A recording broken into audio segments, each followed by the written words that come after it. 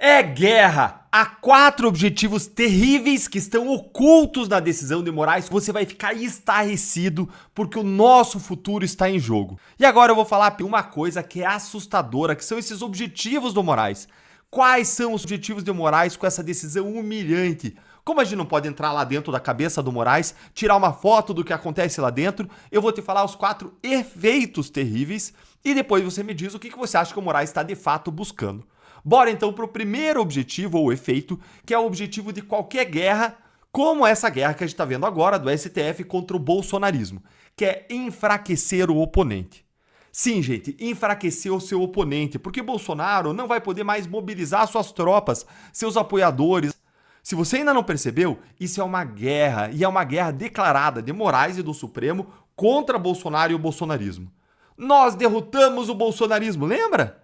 Eles vêm com uma questão de sobrevivência. Eles pensam que ou eles acabam com o bolsonarismo ou o bolsonarismo acaba com eles. Olha só essa apuração aqui, saiu lá na CNN. Acompanha aí. Que dividem, eu citei aqui, Luiz Fux divergiu, né? Mas também divide quem é da base de Jair Bolsonaro e mais, gente, divide até mesmo os aliados de Lula. O que você ficou sabendo, Clarissa? Bom dia. Bom dia para você, Elisa. Bom dia para as minhas colegas, para todo mundo que está com a gente aqui hoje. Elisa, hoje desde as 6 horas da manhã, um pouco ontem à noite também, eu conversei com gente do governo Lula, conversei com aliados do ex-presidente Jair Bolsonaro, conversei com integrantes da defesa do ex-presidente Jair Bolsonaro para tentar sentir o termômetro dessa decisão e deu para perceber que ela está, sim, de fato, provocando muita polêmica. E polêmica não só dentro do campo bolsonarista, que naturalmente reage, faz aí toda uma ofensiva para tentar rebater aí, confrontar essa decisão do ministro Alexandre de Moraes, como até mesmo dentro do campo adversário, dentro do campo petista. Me surpreendeu até a manifestação ali, a avaliação feita em reservado por alguns integrantes do governo Lula, algumas pessoas inclusive bem próximas do presidente, de que há ali, para dizer pouco, alguma confusão na decisão do ministro Alexandre de Moraes e há quem fale, sim, dentro do campo petista em exageros. Que exageros? Um dos principais deles é essa discussão a respeito da restrição do uso de redes sociais, que acabou aí, né, tomando uma proporção totalmente diferente ontem, Elisa, alcançando a concessão de entrevistas. Qual foi a percepção que eu senti de algumas pessoas? A de que o ministro Alexandre de Moraes talvez quisesse proibir o ex-presidente Jair Bolsonaro de dar entrevistas, mas achou melhor não, e acabou encontrando algum caminho por meio da restrição a redes sociais para inviabilizar essas entrevistas. Análise essa feita por uma das fontes com as quais eu conversei. Disse, olha, tem um malabarismo aí. A partir da hora em que se diz, olha, uma entrevista dele não pode ser difundida por nenhum canal digital, mesmo canais de terceiros, ou seja, responsabilizando o próprio Bolsonaro pela decisão de terceiros de reproduzirem esse conteúdo. E como fica a própria imprensa? Como ficam os canais de comunicação? Como fica, por exemplo, a gente aqui na CNN Brasil? A gente tem uma presença fortíssima no ambiente digital. Então, a gente não pode entrevistar o ex-presidente Jair Bolsonaro, mas um veículo impresso pode. E se pode. Entrevistar, não poderia expor numa rede social? Não pode colocar nos canais difícil digitais. Esse lance de direto e indiretamente e não pode usar, né? terceiros, aquele termo dos terceiros, tudo aquilo gerando muita confusão. Agora, não foi o único exagero apontado. Exagero, isso palavra utilizada por algumas dessas fontes, tá, gente? Nada dessas palavras aqui são minhas, tá? Uma delas, por exemplo, falou, olha, tem um exagero aí no meu entendimento, por exemplo, proibir o pai de falar com o filho. Porque uma das decisões também cautelares do ministro Alexandre de Moraes foi vetar a comunicação entre Eduardo Bolsonaro e Jair Bolsonaro. Claro, faz sentido quando ambos estão sendo acusados de tramar, de certa forma, uma operação fora do Brasil para prejudicar o país, para interferir no processo contra Jair Bolsonaro. Sim, mas aí essa fonte disse, pô, mas a gente está falando de comunicação entre pai e filho. Achou um pouco forçada de mão. Mas, enfim, avaliação dessas pessoas até dentro do governo Lula. O que me disseram no geral? Olha, o mais provável que pode se esperar agora para as próximas horas é que Alexandre de Moraes tenha que ele próprio esclarecer a decisão dele. Isso, a avaliação de um advogado com o qual eu conversei e também de um aliado muito próximo do ex-presidente Jair Bolsonaro. E há a expectativa de que isso venha até mesmo na manifestação da defesa. Escuta, peraí, tá bom, você está dizendo que ele não pode usar as redes sociais, mas me explica melhor essa decisão aqui, porque eu não estou entendendo. Então, que isso tende a vir, na expectativa das pessoas com as quais eu conversei, na manifestação que vai ser entregue logo mais pela defesa do ex-presidente Jair Bolsonaro ao Supremo Tribunal Federal, para explicar a tal entrevista concedida ontem e aquela cena toda da tornozeleira eletrônica. Tem uma expectativa ali no círculo próximo de Bolsonaro de que venha aí um despacho ali, uma manifestação dos advogados, quem sabe, pedindo que, olha, esclareça essa questão das entrevistas, porque estamos com ou dúvida, dá entrevista, né? Ou não dá entrevista. Peraí, tá esquisito. E aí vem a tese de outra fonte com a qual eu conversei. Foi um monte de gente hoje de manhã, tá, gente? Vem a tese de Por isso que tu tava sumida, né, Clarissa? Eu falava, gente, cadê a Clarissa? Eu não vi a Clarissa no camarim, eu não encontrei a Clarissa, tava ao telefone. Tem que ficar longe, a depender de quem fala, né? Porque senão a gente não quer perder a amizade, mas também quer saber, às vezes, com quem eles estão falando. E aí vem a tese de outra fonte, que eu também não posso dizer quem é, com a qual eu conversei, Elisa, alegando o seguinte, olha... a estratégia do ex-presidente Jair Bolsonaro e do seu grupo político a partir de agora vai vir com todas as forças em colar em Alexandre de Moraes essa tese do atentado à liberdade de expressão. Por quê? Porque acham que a restrição à concessão de entrevistas pode reverberar bastante fora do Brasil. Lembrando que esse é um tema muito enraizado na cultura dos Estados Unidos. Isso poderia provocar repercussão internacional. Então, eventualmente, se Alexandre de Moraes tiver que dar um esclarecimento ali onde ele diz pode dar entrevista ou não pode dar entrevista, porque ou pode ou não pode. Né? Vou chamar a Edilene Lopes. Edilene, aliados de Jair Bolsonaro acreditam em uma reação do Supremo Tribunal Federal caso o presidente Donald Trump aplique a lei Magnitsky, né, que permite ao governo dos Estados Unidos impor sanções econômicas a acusados de corrupção ou graves violações de direitos humanos. Né? Qual o temor da oposição, Edilene, segundo a sua apuração? Leandro, o temor da oposição é que haja uma caça aos mandatos de parlamentares da direita, principalmente ligados ao ex-presidente Jair Bolsonaro, porque eles acreditam que Donald Trump vai avançar nessas sanções a integrantes do Supremo Tribunal Federal, aplicando a lei Magnitsky, que, conforme você disse, impõe, por exemplo, o bloqueio de contas bancárias em solo americano de estrangeiros que tenham ferido direitos humanos de forma grave ou cometido atos de corrupção. E se considerarem que os integrantes do STF se encaixam nessa medida, podem avançar com outras punições ainda maiores do que as que foram aplicadas até então, e isso pode suscitar uma revanche do Supremo Tribunal Federal, e muitos processos correm hoje no STF contra parlamentares da direita e parlamentares ligados ao ex-presidente Jair Bolsonaro. O deputado federal Gustavo Gayer havia feito um levantamento de que mais de 40 parlamentares, entre efetivos e suplentes, estão nessa lista, que são processados por diversos motivos, dentre eles por ataque à democracia, mas hoje Sóstenes Cavalcante, que é o líder do PL, durante a coletiva que concedeu no Congresso Nacional, na Câmara dos Deputados, diz que esse número ultrapassa 60. E eles acreditam que nessa guerra, porque Sóstenes mesmo disse hoje de manhã que agora é guerra, pode ser que os deputados que fazem uma defesa mais ferrenha do ex-presidente Jair Bolsonaro sejam alcançados pelo Supremo Tribunal Federal, avançando nessas investigações, pedindo cassação de mandatos, inclusive por ações novas deles, que decidiram que vão dar voz ao ex-presidente, mesmo com restrições que foram impostas pelo Supremo Tribunal Federal. Na confusão que aconteceu na Câmara dos Deputados agora, tinham 54 parlamentares da oposição que se reuniram, 52 deputados, 2 senadores, ou seja, muita gente. Na saída, quando Bolsonaro apareceu, houve um atropelo, o Nicolas Ferreira caiu, feriu o rosto, agora está bem, eu acabei de falar com eles, mas enfim, o clima é esse. Eles acreditam que nesse âmbito da guerra entre o judiciário brasileiro e o governo americano possa haver uma revanche do STF contra esses parlamentares que disseram que vão brigar pelo ex-presidente Jair Bolsonaro, aconteça o que acontecer. Leandro. Daqui a pouco a gente volta, Edilene. Obrigado, viu, por enquanto. Segundo, ele, na prática, e eu acho que a postura que o Valdo coloca é correta, ela se configura numa censura prévia. Sim, porque no fato tudo hoje é a internet, né? A gente já vive falando, a vida está aqui dentro desse celular, a vida está nas redes sociais. Isso no momento que imaginar que o ex-presidente Jair Bolsonaro vai dar uma entrevista às 3, só vai sair no jornal do dia seguinte, é pensar com a cabeça do século XX, nós estamos no século XXI.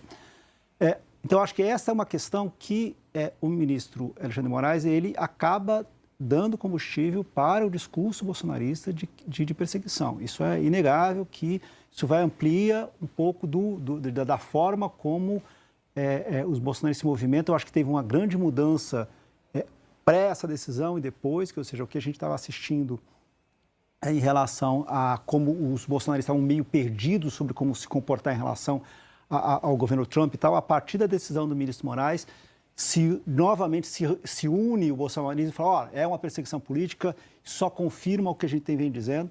E isso, se isso vai significar mais apoio ao ex-presidente ou não, é uma outra questão, mas isso dá, inegavelmente, combustível a manifestações, como a gente vai ver daqui a pouco na Câmara dos Deputados, dos deputados bolsonaristas. Enfim, isso alimenta o discurso bolsonarista de perseguição, que é justamente o que eu acho que pode ser um risco político para o final do julgamento. Aí, óbvio, por isso que a André Sadi disse. Ele desarticulou tudo que o Centrão estava fazendo. Aí olha como é que é a conclusão. A conclusão é melhor ainda. Coloca a imagem dessa baranga aí. Fizer uma pesquisa informal, né? Perguntar, as pessoas sabem que é porque o Eduardo está lá e fez articulação com o governo Trump. Então, eles vão ter que conversar com uma das lideranças mais próximas ali de Tarcísio, eles falando, é inacreditável o que o Eduardo Bolsonaro fez, e aliado de Eduardo Bolsonaro, mas eles não vão falar isso publicamente, porque publicamente eles têm que defender, né? Aliados do Tarcísio. Olha o que ela está dizendo abertamente aqui, que o Eduardo destruiu a estratégia da galerinha de continuar cozinhando o Brasil em água morna. Exatamente. Vou continuar cozinhando todo mundo em água morna. Então o Tarcísio, essa galerinha toda aí, tá todo mundo esperando o Bolsonaro ir para a guilhotina. Quando a cabeça do Bolsonaro rolar, puxa vida, que triste. Muito triste. Votem em mim como presidente, eu vou honrar o legado de Jair Messias Bolsonaro. Tá todo mundo esperando o Bolsonaro ser degolado. Não é figura de linguagem. Não é figura de linguagem. Isso daí não é democracia. O Brasil está se nivelando com a Venezuela. E assim que esse regime se consolidar, Deus queira não ocorrerá, mas se esse regime se consolidar, aí sim, o Trump pode tarifar em 100%, pode mandar Magnitsky para cima do Moraes e de todo mundo de Brasília, que aí não vai adiantar nada. Como por que isso você... que eu agradeço ao presidente Trump. Como que você avalia a atuação do governador Tarcísio de Freitas nesse episódio, Eduardo? O governador, inclusive, esteve nos dias seguintes pedindo para o STF liberar o passaporte, houve essa informação divulgada na imprensa, as declarações... Recebeu empresários também? Recebeu empresários, né, que, principalmente em São Paulo, que estavam muito preocupados, e ele se manifestou a respeito disso. Como você avalia a posição e a maneira como ele reagiu? Ô, Diogo, antes da gente entrar no Tarcísio, só responder a sua pergunta do Lula também rapidinho, o Lula pode ajudar muito nesse processo. Ele não é o principal responsável, mas ele pode ajudar muito nesse processo. Como é que ele pode ajudar? Parar de fazer cagada. Se ele parar de dar declaração dizendo que vai taxar a empresa americana, se ele parar de dar declaração dizendo que vai taxar dividendo, parar de tentar retaliar para brigar contra a maior potência do mundo, parar de querer atacar as big tech como forma de retaliação, isso já vai ajudar muito. A outra coisa que ele poderia fazer, muito claramente, muito diretamente, era se posicionar em favor da anistia. Porque tenho certeza que se ele se posicionasse em favor da anistia, o Congresso teria muito mais facilidade de passar um projeto de lei, que é o primeiro passo, não é condição suficiente, mas é condição necessária para que o Brasil entre na mesa de negociação. Resposta curtinha, vai para o Tarcísio aí. Eduardo, contigo. A questão do Tarcísio ficou bem clara, né? Não tem grandes problemas, mas ele tem um pensamento, né? Ele acredita que ainda dá para dialogar com esse regime, eu acho que não dá para dialogar. É por isso que a gente tem que chegar em uma posição mais forte numa eventual mesa de negociação. Ele acha que você conversando, enfim, reduzindo os ruídos, etc., isso daí vai ser o nosso ponto de divergência, porque eu já vi isso no passado. Não adianta, não é um problema de moderação, de fala e etc. Se a Madre Teresa de Calcutá tivesse, ao invés do Bolsonaro, né, sido presidente do Brasil e tomado as medidas que o Bolsonaro tomou, né, por exemplo, colocando recorde de lucro das estatais e quebrando a perna de muito corrupto, ela seria igualmente perseguida. Iam falar que a Madre Teresa de Calcutá é nazista, fascista, sexógena, misógina, homofóbica e tudo isso. Então, para mim, é muito claro que não existe mais espaço para negociação. Se negociação adiantasse, a gente teria pacificado o Brasil com a cartinha do Temer, né? Depois daquele 7 de setembro, Bolsonaro sacrificou imensamente seu capital político, né? Acreditava-se que fossem acabar os inquéritos e nada disso ocorreu. O Alexandre sempre dobra a aposta. É por isso que o Paulo bem disse, quando a gente senta aqui para conversar com as autoridades americanas, a gente até avisa, fala, olha, ele provavelmente vai dobrar a aposta. Isso já está precificado no nosso projeto. É por isso que está caminhando de uma maneira maestral tudo que nós imaginamos. E a gente vai seguir esse passo a passo. Né? Se for necessário, né? Como é que o Paulo Figueiredo fala, né? Vai incendiar a floresta inteira? Como é que é, Paulo? Para encontrar é uma frase do Cavaleiro das Trevas, né? O Michael Caine, personagem do Alfred, discutindo com o Bruce Wayne, onde ele pergunta, né? Como é que vocês pegaram no final o bandido de Burma, né? Da Birmânia? E ele fala, a gente teve que queimar a floresta inteira para pegar o bandido da Birmânia. A gente tem tentado evitar queimar a floresta inteira para conseguir se livrar do Alexandre de Moraes. Mas a floresta às inteira vezes é o Brasil. É necessário, né? O lema do filme, né? A moral que o filme passa é que você, muitas vezes, para pegar o bandido que está disposto a tudo, você tem que tacar fogo na floresta inteira. Mas só para complementar... Não sei se vocês ouviram, o Diogo perguntou, a floresta inteira é o Brasil. Só para complementar, para não deixar passar a questão do Tarcísio. É o establishment. Justiça, né? Mas o Tarcísio ele é um grande gestor. Né? Ele é uma pessoa que é próxima do presidente Bolsonaro. Ele tem várias qualidades. A gente vai convergir em vários pontos, no ponto de economia, né? De mais liberdade, para a questão do empreendimento, né? Pautas de privatização também dá para colocar adiante. Mas na questão de lidar com outros poderes, a gente certamente não acredita nas mesmas coisas. Né? O Tarcísio, por exemplo, ele nomeou para o seu secretariado, né, pessoas que fizeram parte da prefeitura do Fernando Haddad, no primeiro escalão do seu governo. Eu jamais faria isso. Jamais. Pessoas que têm conexão com a esquerda, né, com o PSOL, etc. Isso daí vai entrar no nosso ponto de discordância. Mas eu não tento dizer quem é que é o dono da verdade ou qual a opinião que está certa ou que está errada. Nós, políticos, a gente delega isso daí para o eleitor. O eleitor é que vai saber formar o julgamento dele. Eu queria saber, né, se as pessoas que estão nos assistindo se acham que dá para dialogar com o Alexandre de Moraes, se dá para arranjar o meio termo, se eu baixar a bola aqui, se o Paulo Figueiredo parar de falar do Alexandre de Moraes, se isso vai melhorar as coisas, ou será que pela 10ª vez o Moraes vai retornar dobrando a aposta? Acabou de jogar aí, né? O Brasil é o único país do mundo que está respondendo tarifa com prisão, com mais censura. Ontem a gente viu, né, 2 velhinhas voltando para a cadeia porque descumpriram as medidas do Alexandre de Moraes. Uma estava aqui, né, estava lendo agora, para fazer pilates, a outra eu nem sei qual que é. Gente que ele está falando tem risco de fuga, cadeirante de roda, né, deficiente físico, com risco de fuga do país, que ele está jogando no regime fechado. Eu não posso traçar, né, uma estratégia para combater essa pessoa utilizando a mesma régua moral da minha moral. Eu tenho que precificar que esse cara é realmente um psicopata. Esse cara consegue fazer coisas que, assim, ele só consegue justificar no mundo dos valores dele. Eu jamais conseguiria fazer isso. Uma pessoa do MST, do PSOL, etc., fazer o que ele está fazendo. Né? De medida cautelar, proibir o pai de falar com o filho. Enfim. Vocês sabiam que o Donald Trump tem um livro sobre negociação, não? Eduardo, falar disso? Eu ia falar nisso, Paulo. Posso emendar a pergunta em cima do livro? The Art of the Deal. Eu estava com a pergunta engatilhada aqui, eu vou fazer uma pergunta baseada nisso. Eu queria que vocês tentassem fazer uma análise de um cenário futuro possível, tá? Justamente nesse livro do Trump, que é um livro bem interessante para entender como funciona a maneira como ele negocia, né? E tem um filme muito bom também, eu não sei se é Amazon Prime, que saiu sobre o Trump também, que mostra como ele aprendeu a negociar e a maneira como ele... com quem ele aprendeu, né? E com quem ele aprendeu, isso. O grande mestre dele, que era um cara assim, que as pessoas podem ver o filme, eu não vou aqui... Chamou aprendiz, né? Chamou aprendiz. Não vou qualificar o mestre do Trump, né? Na carta que foi mandada na primeira vez, a que foi publicada, que citava o ex-presidente Bolsonaro, logo depois teve uma notícia de uma investigação comercial no Brasil, que acontece nos Estados Unidos também, né? Que os Estados Unidos vão investigar vários setores da economia brasileira.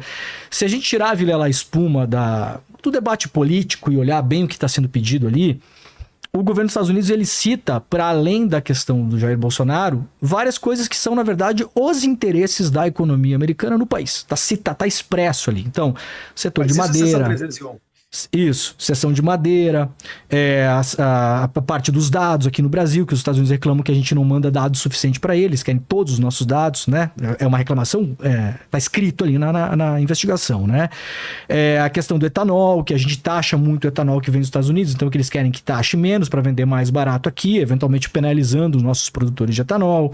A questão do Pix, porque a Mastercard... Por que o Pix entrou? Isso que eu queria entender. O Pix entrou por uma questão muito simples, né? A gente tem aí aí os grandes operadores, né, do cartão de crédito. Eu até fiz uma conta aqui pra gente ter uma ideia. Estão perdendo muito dinheiro. Visa, Mastercard, WhatsApp Pay, PayPal, Stripe, todo mundo que quer essa grana toda, a gente tá falando de movimentação do Pix em 2024, uma movimentação só no ano passado, tá? De 26 trilhões de reais. Se você pegar, Vilela, eu fiz um cálculo rápido aqui, se não existisse o Pix e a maquininha da Visa, da Elo, sei lá o que, cobrasse lá a média que cobra, né, que é 3% por transação dos comerciantes no Brasil, se em vez de usar o Pix, o brasileiro estivesse usando ainda só essas empresas, essa galera deixou de faturar 720 bilhões de reais no Brasil em 2024. Você acha que é por que os caras estão vindo para cima do Pix? Me parece meio óbvio, né? Então, só para terminar aqui, são vários pedidos, né? Setor de madeira, setor de dados, setor de etanol, setor do Pix, setor de redes sociais. O Bolsonaro é, como eles falaram, uma das equações, né? O próprio Paulo falou, o Trump é o cara que coloca tudo na mesa, todas as opções, depois vai analisar.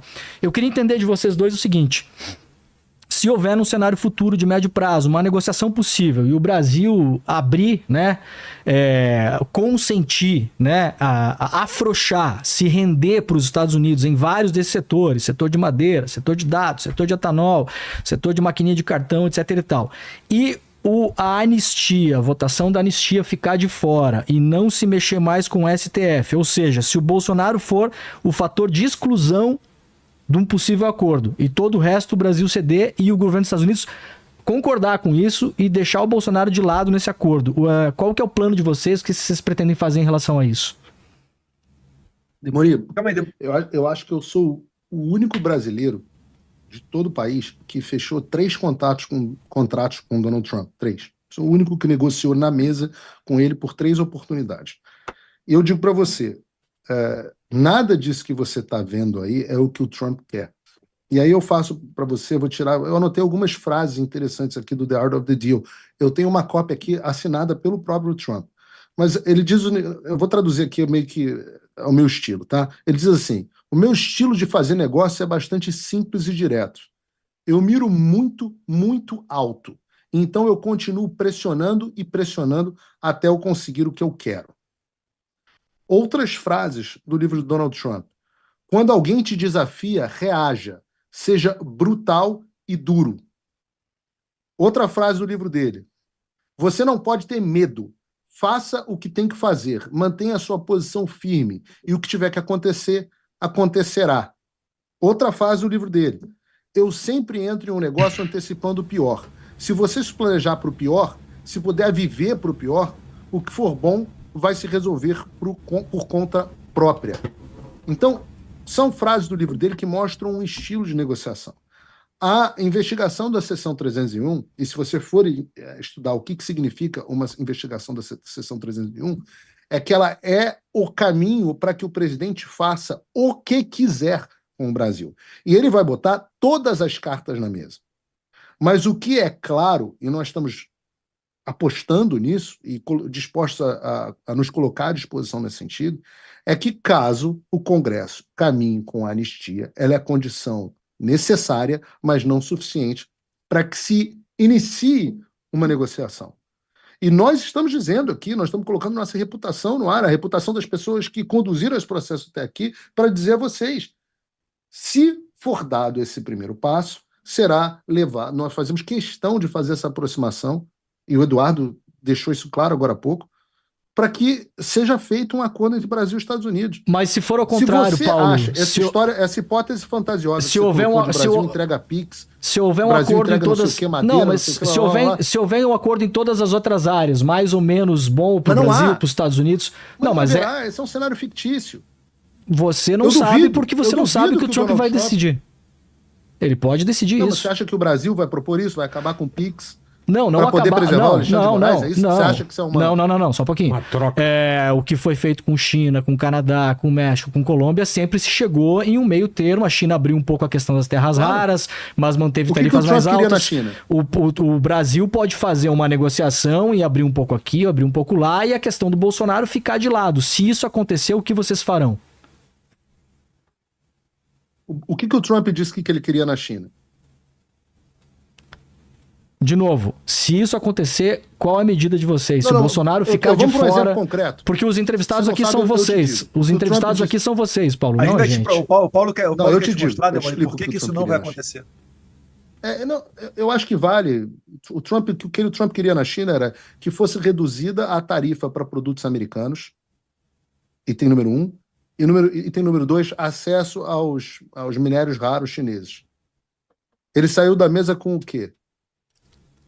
Acesso aos minérios raros chineses e redução da tarifa para produtos americanos. O que ele queria com o Petro? Ele conseguiu com o Petro, que era acesso que a Colômbia aceitasse a deportação de bandidos mexicanos que o Petro ameaçou. O Petro escreveu depois uma cartinha de desculpa, uma coisa mais ridícula que eu já vi na minha vida. Não, desculpa, Trump, não foi bem assim, não foi isso que eu quis dizer. Então, se você pegar todas as negociações México, Canadá, que o Trump Ucrânia... OTAN, pega a negociação da OTAN. O que o Trump queria com a OTAN? Queria que a OTAN aumentasse o gasto dos seus países membros em até 2%, que assinasse um compromisso para que aumentasse para 2% do PIB. O que a OTAN fez? Aumentou para 5%. Então o Trump sai vencedor em todas as negociações. E o que ele está dizendo que ele quer agora, que não adianta, Demorir, o Brasil viver sob esse jugo e dar o PIX ou não sei o quê, porque o país vai entrar em ruína econômica. Num país que vive sob uma ditadura, a economia vai para o vinagre de qualquer forma. Só quem ganha dinheiro são os amigos do rei. Então você está dizendo que não vai haver negociação. Quem vai ganhar dinheiro vai ser o escritório dos ministros do STF. Não vai haver negociação se não tiver a questão do Bolsonaro na mesa. É isso. É impossível que haja uma negociação sem se negociar a liberdade do Bolsonaro. É isso. Não é liberdade do Bolsonaro, essa premissa é falsa. Não. A anistia não é para o Bolsonaro, a anistia é para os fatos, a anistia é para todos os brasileiros. E hoje tem medo de se expressar. A anistia é para a senhorinha presa, a anistia é para mim. O que inclui o Bolsonaro. A anistia é para o Rodrigo Constantino, a anistia é para o Felipe Martins, que você apoiou aqui, que disse que está errado contra ele. A anistia é contra todos. E também inclui contra o Bolsonaro. Perfeito. Em favor do Bolsonaro. Sim. Não é essa premissa de que personalizar essa questão, essa premissa está equivocada. Mas eu não disse que a maioria é a favor, meu Deus do céu. Eu não tô torcendo, é que você não tá ouvindo. Perfeito. Vilela, ajusta o som aí do áudio do cara. Tá ajustado aqui. Vamos lá. Logo em seguida, a tornozeleira, o Jair Bolsonaro, a gente viu um aumento, ainda que pequeno, Sim, eu vi a cara do Paulo, mas foram alguns dias depois, né, Paulo? Não, mas é que eu tô chocado com você admitir no ar. Mas, Eduardo, você não conseguiria prever esse efeito rebote que tem nas intervenções do Trump, como aconteceu no Canadá, por exemplo, de ele interferir e a esquerda ganhar com isso?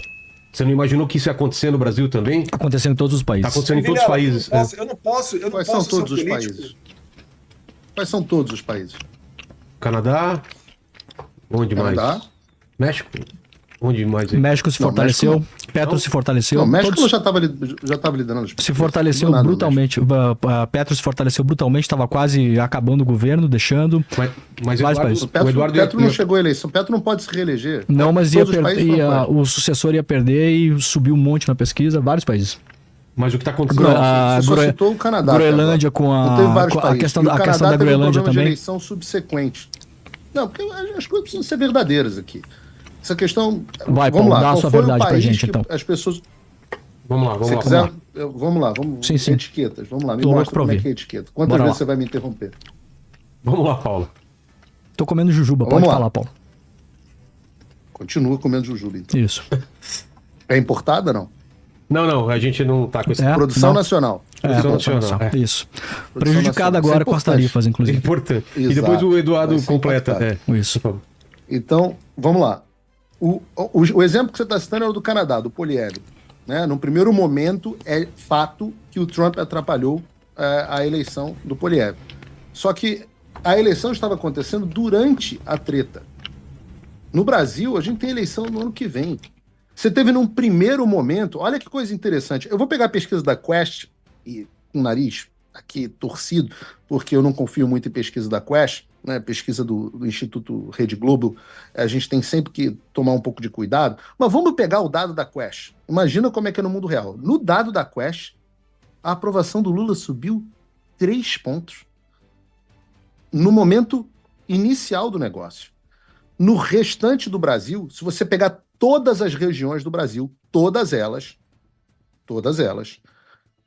O Lula não subiu em nenhuma delas.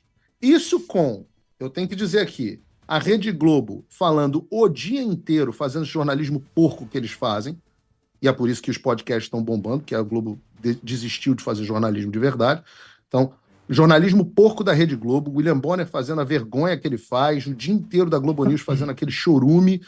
E aí, com isso e mais, uma fortuna, robôs, uma fortuna de impulsionamento pela Rede Globo, pelo PT, perdão, nas redes sociais, o maior gastador depois do governo em impulsionamento de postagem, segundo o próprio jornal o Globo, olha que coisa, foi o PT. Com isso, o Lula só conseguiu subir 3 pontos e, mesmo assim, a única região na qual ele subiu foi o Nordeste, foi o Sudeste. Agora, você imagina, depois disso, nos monitoramentos de rede social, você já vê uma favorabilidade às tarifas muito grande.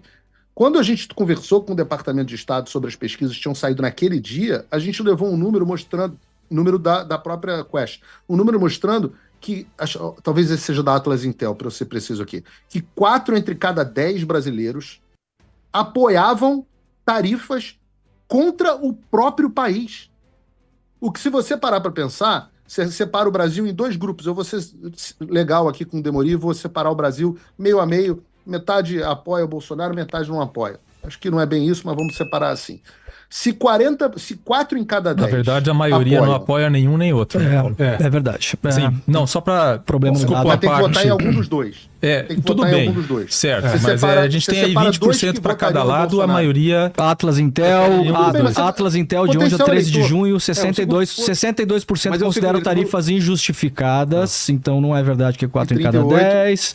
Genial Quest, 79% rejeitam as tarifas. 38% é cerca de 4. Sim, não apoiam as tarifas. Cada 10 cerca de 4. Eu não quero... Você arredondou para 40. Eu entendi, apoiam as tarifas, é isso? 38 não apoiam. É 4 em 10. Perfeito. Tá? 38% são 4 em 10. Arredondamento aqui. São contra as tarifas, é isso? Isso. 4 em cada 10 são favoráveis às tarifas, consideram as tarifas justificadas contra o próprio país. Isso foi no momento zero. Não, é o contrário. É o contrário. O ponto central nessa história... É o contrário. É 4 em cada 10, 38% são 4 em 10. Tudo bem, mas a imensa... Mas tudo bem, mas você está torcendo a imensa maioria contra, meu camarada. A maioria é contra. Mas eu não disse que a maioria é a favor, meu Deus do céu. Perfeito. Eu não tô torcendo, é que você não tá ouvindo. Perfeito. Vilela, ajusta o som aí do áudio do cara. Tá ajustado aqui. Vamos lá, finaliza então, Paulo. O ponto central dessa história, para eu poder concluir sem uma interrupção, porque hoje eu tive uma aula de educação aqui, depois de anos de televisão, aprendi com o pessoal da TV Lula que não pode interromper os outros. Então, deixa eu explicar aqui. O ponto central nessa história é que, num primeiro momento, já houve um apoio muito superior ao que se imaginava, 4 em cada 10. Tá? E num segundo momento, nas redes sociais hoje, você já tem levantamentos mostrando que o apoio tem aumentado. Depois que as sanções vieram em cima dos ministros, esse grau de apoio aumentou. E você vai ver muito em breve, talvez no dia 3, não sei o que o pessoal está decidindo, uma movimentação de rua gigantesca em suporte a essa história. Lembrando, o processo eleitoral é só no ano que vem. Agora, ainda que fosse uma medida extremamente impopular, eu não me importo, eu pessoalmente não me importo, eu acho que o deputado Eduardo Bolsonaro vai concordar comigo, ele complementa aqui, se for uma medida imensamente impopular, que restaure a democracia no Brasil. Nem a medida para as ações, Diogo, e aí respondendo o Diogo, que eu acho que fez uma pergunta inteligente, a medida para as ações não pode ser meramente um cálculo eleitoral. Existem coisas mais importantes do que se algo é eleitoralmente bom ou não. O que a gente está buscando é o restabelecimento da democracia no Brasil. E se as pessoas, num primeiro momento, não entenderem o remédio amargo, não importa. Ainda assim, se esse for o remédio para a restauração da democracia no Brasil, eu acho que ele é adequado, ele deve ser tomado. E o Eduardo complementa isso, ele acha que não, que sim ou que não. Eu estava falando, na verdade, se nada for feito, a gente sequer vai ter uma eleição ano que vem. Né? Vai ter um teatro das tesouras. Eu vi essa declaração tua. É um recordista de ações. Eduardo, eu vi essa declaração tua, acho que foi na CNN, né? Que de como está não vai ter. É o seguinte, não vai ter PL, eleição ano que vem. Ele é um recordista de ações dentro do STF. A esmagadora maioria delas, por falar. Você vê a todo momento, Gustavo Gaia tem problema, Nicolas sofre condenação, eu também estou lá dentro. Eu estou respondendo a um PAD da Polícia Federal, sendo que eu estou licenciado da PF desde 2015. Aliás, é a Eduardo... primeira vez na história que nós estamos vendo um processo administrativo da Polícia Federal contra um servidor que não está exercendo as funções da Polícia Federal.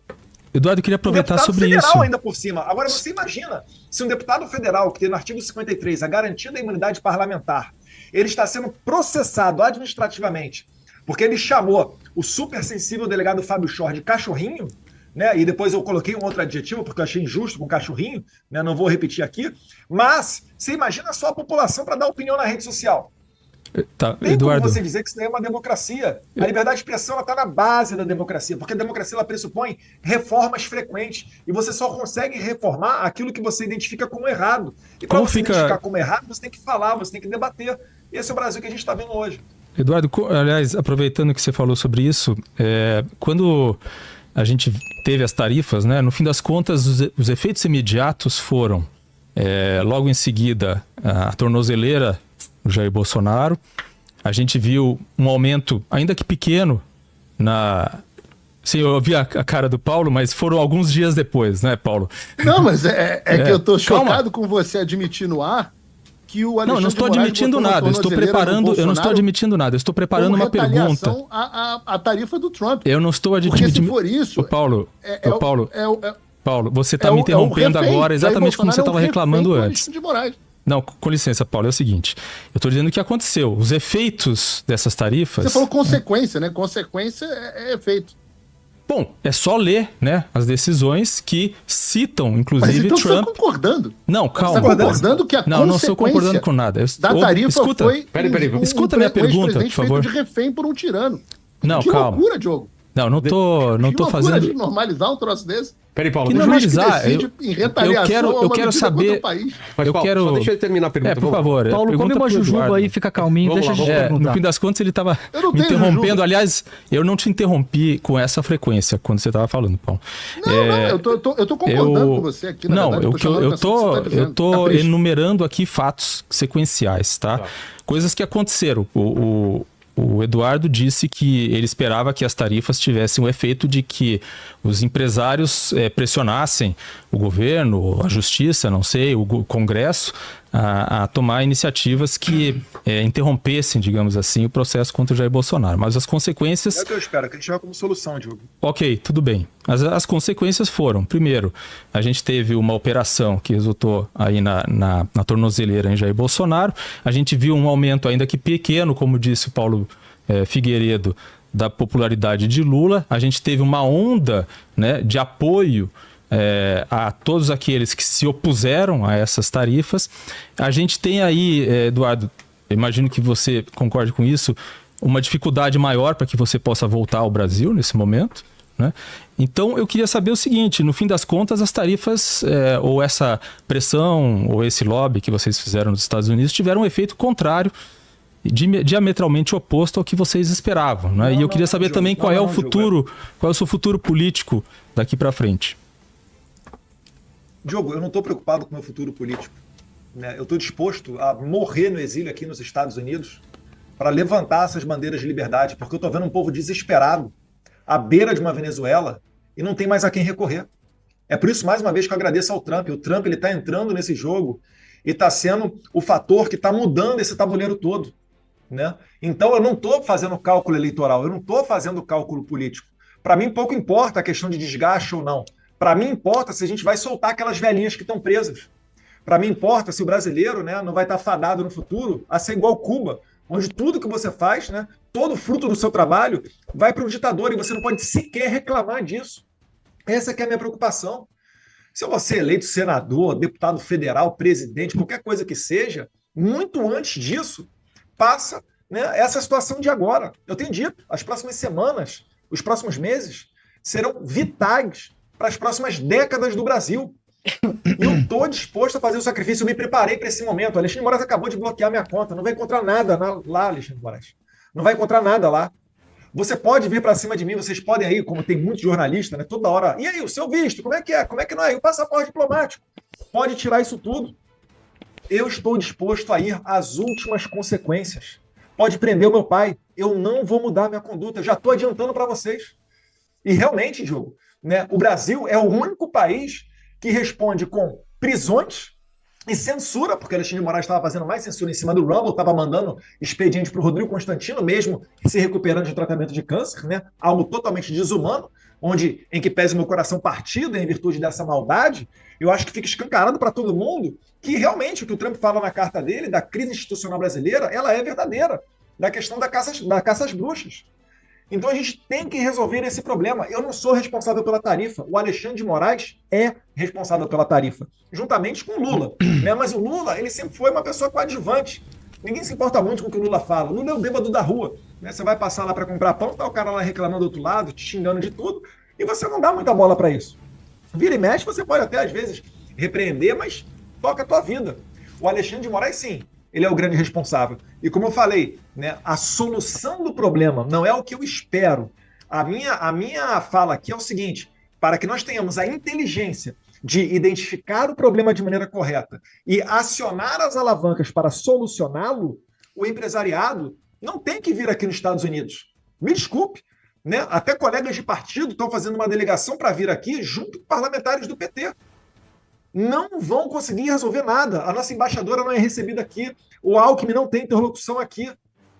E eu adianto para vocês, não haverá recuo, porque para que ocorra uma mesa de negociação, o Brasil tem que dar um primeiro passo naqueles pontos da carta do Trump. E aí a minha sugestão é, deixem o Congresso votar a anistia. Se quiserem sacrificar o país inteiro para, né, achando que vale a pena deixar a senhora Iracina Gás, a da Gilza, né, e vários outros na cadeia para talvez morrerem igual Clezão, se acharem que isso vale a pena, paciência. Né? Não serei eu que vou cooperar com esse regime e dar ali um apoio para que o país continue pagando altos impostos para sustentar as viagens do Lula, né, a interferência do Lula no judiciário da Argentina, pedindo Cristina livre, a interferência do Lula que mandou um avião da FAB pegar uma corrupta condenada no Peru, né, a ex-primeira-dama Nadine, e trazer para o Brasil. E depois ficam dizendo que nós interferimos na soberania. Os Estados Unidos está apenas se protegendo. Mas não foram vocês que foram aos Estados Unidos para fazer esse lobby? Diogo, o Moraes mandou o mandado de prisão, um minutinho, para a Flávia Cordeiro, cidadã americana, porque ela tuitou daqui dos Estados Unidos. O Moraes não gostou e mandou prender. Vocês acham que o Trump vai olhar isso como? Chutaram empresas americanas daqui como X, né? Não deixam a Rumble vir para cá, a não ser, né? Aí tem já as condições, tem que bloquear o Alan dos Santos, o Terça Livre, esse e aquele. Uma violação clara da primeira emenda. Vocês realmente acham que o Trump vai olhar para essa situação e vai entender com normalidade? Só um líder fraco, como o Joe Biden, entenderia isso daí como normal. E no máximo daria uma empresas norte-americanas, quando se instalam em outros países, não tem que cumprir a primeira emenda, né? Hein, Paulo, só um pouquinho. Empresas americanas, quando se instalam em outros países, não tem que estar olhando para a primeira emenda, eu queria voltar para a lei pergunta local, do Diogo, né? antes de responder a sua. Que a do Diogo eu acho que tem um complemento importante de fazer. Perfeito, vai. Ô, Diogo, o plano sempre foi, desde o início, baseado em duas premissas básicas, tá? Premissa número 1, o Alexandre de Moraes sempre vai dobrar a aposta. Então não há surpresa nesse momento. A premissa número 2 é que o Lula sempre vai fazer cagada diplomática. Então eu posso dizer a você que até agora o plano está funcionando perfeitamente, inclusive as suas consequências. Era sabido que o Alexandre ia reagir. Era sabido, como você explicitou muito bem, que ele ia fazer o presidente Bolsonaro de refém. Agora está, inclusive, saindo uma decisão... Eu não usei essa palavra, só não coloque a palavra na minha boca, por favor. Não, é que eu não usei essa palavra. É que você disse que eu falei isso. Não, a palavra é minha. Ok. A palavra é minha. O que você disse foi que a consequência das tarifas foram a operação contra o presidente Bolsonaro. Isso você disse, não disse? Bom, tá gravado, o pessoal vai poder voltar. Sim. O documento que embasa a operação cita Trump, cita a chantagem que é feita por meio das tarifas, exatamente. Você é um bom jornalista, então não quero te mandar para prisão. Mas quando você faz uma operação policial contra alguém como consequência de uma tarifa imposta por um líder no exterior, Isso você está tomando essa pessoa como refém, é comportamento de bandido, é comportamento de mafioso, que é efetivamente o que é o Alexandre de Moraes. Então, só para deixar claro, o plano sempre foi esse. Nós sabemos que nós estamos lidando com um gangster e que, portanto, ele vai se comportar como um gangster. Agora, o que tem sido extremamente positivo, e essa é a consequência, o que tem sido positivo é ver, por exemplo, hoje, a reunião da bancada do PL falando de forma uníssona em anistia, vendo a bancada do PL no Senado falando de forma uníssona em impeachment de Alexandre de Moraes. Ver a forma positiva como milhões de brasileiros estão reagindo. Porque, no final das contas, e esse é o plano, Diogo, esse é o plano Demori, esse é o plano Vilela.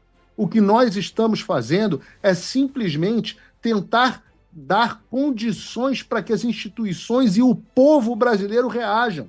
Porque nós não vamos conseguir resolver o problema aqui dos Estados Unidos. O que nós vamos conseguir é dar alavancas de negociação para a população brasileira possa reagir e para que a oposição brasileira possa reagir, uma oposição que estava acuada, uma oposição que estava sem forma de negociação, uma população que estava desacreditada. E hoje nós estamos recebendo milhares e milhares, mais do que a gente consegue dar vazão, de pessoas nos agradecendo. Eu estou aqui andando nas ruas da Flórida e as pessoas me abraçando, pedindo para tirar foto, dizendo que é herói, você é o salvador do Brasil.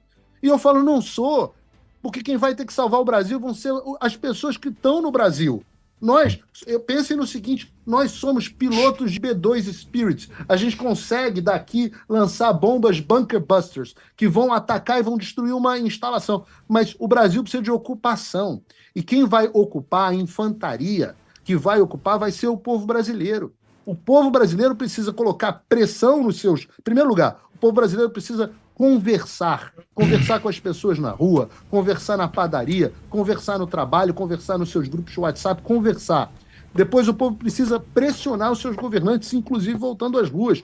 E o Congresso precisa reagir. O que a gente vai poder fazer é simplesmente dar subsídios para que eles possam reagir.